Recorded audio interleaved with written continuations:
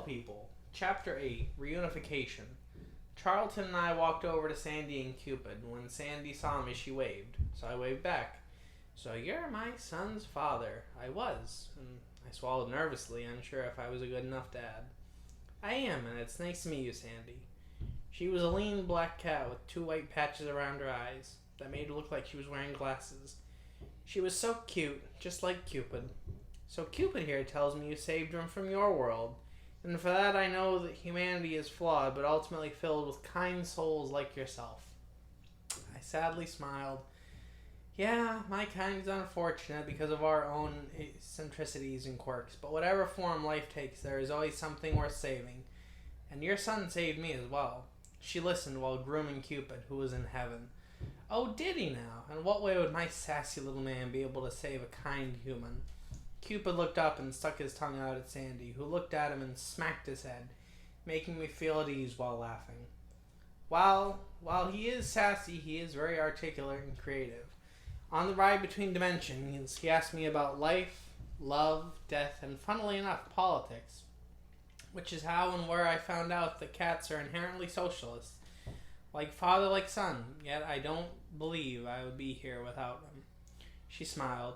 Yeah, that sounds like him all right, and it's why I had to let him go and grow, because coddling him would have killed him. And Cupid, I apologize for not being able to help more, and especially for the dog who attacked you.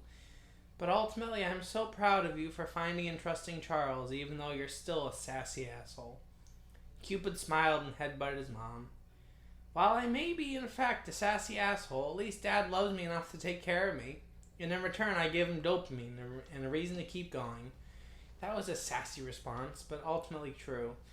Yeah, and he gives me the emotional support I need as the last of my species. And with that sentiment, I started to tear up. Need a hug, son? Sandy was truly a caregiver. Yes, please. I bent down to pick her up, and she crawled into my arms and hugged me, all while Cupid and Charlton looked on while smiling softly. I can tell it's been a long time since you've gotten this kind of love. My son in this world can only provide so much. Mothers do know best, after all. I smiled through the tears, and she licked my face and cuddled me for a moment, and eventually I gently placed her on the ground. Yeah, they really do. So, Cupid, since you are a young man, I'm going to give you the option. If you want or need it, you can stay here with your kind. It doesn't mean I don't want you, I just want you to know you have the option. Charlton and Sandy looked at each other and chittered a bit.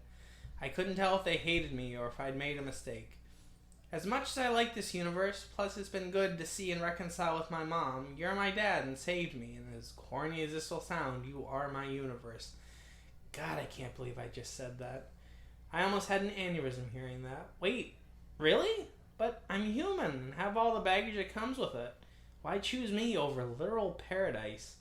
He came up to me and smacked me with his paw, not to hurt, just to prove his sassy point. Well, duh, let's see. You saved me multiple times. You showed me the universes. I can now talk with you, but it's because you gave me closure. And I know that we're always welcome here if we can't find anything better, so why the hell wouldn't I choose you? I cried tears of joy, and Cupid ran up my pants and into my arms, and he hugged my arm while licking me with his scratchy tongue. He also seemed to be crying. Are you crying, son? He looked at me with watery eyes. Yes, asshole, I am, okay? Sandy just laughed, and Comrade Charlton smiled. Well, we really should be going. As much as I'd like to learn more about this universe, I know myself too well that if we stay, I'll never want to leave. But is there any way to make sure we can get back without issue? Charlton nodded, and Sandy and Cupid wrestled on the ground, for the first time and likely not the last. Put the coordinate 6-7.8 exclamation point 1 pi into the GPS, and it'll immediately beam you back to us. It's been an honor and a pleasure to meet you and your son. I hope this isn't the last time. I jotted down the coordinates onto a piece of scrap paper and put it in my pocket. I always had some on me with a pen. You can take the scientists out of the lab, but never the other way around. It won't be, as I have a feeling even if we do find our own reality, it'll be nice to visit. We both stood at attention and saluted each other. Das vidanya, Comrade Charles. Cupid then came sauntering over with his usual arrogant ass. It was nice to meet you, Comrade Cupid. Cupid excitedly swatted Comrade Charlton, and they all started to fight, as cats are still lovable assholes, after all. Once the fight was over, Cupid gave Charlton a sincere hug. It was my pleasure, comrade. Das Vidanya. And with that, we walked back over to the Cessna. Well, that was fun, wasn't it, Dad? I smiled and picked Cupid up and put him on my shoulders. Yeah, buddy, it was. Now it was time to jump again. The infinite was waiting, after all.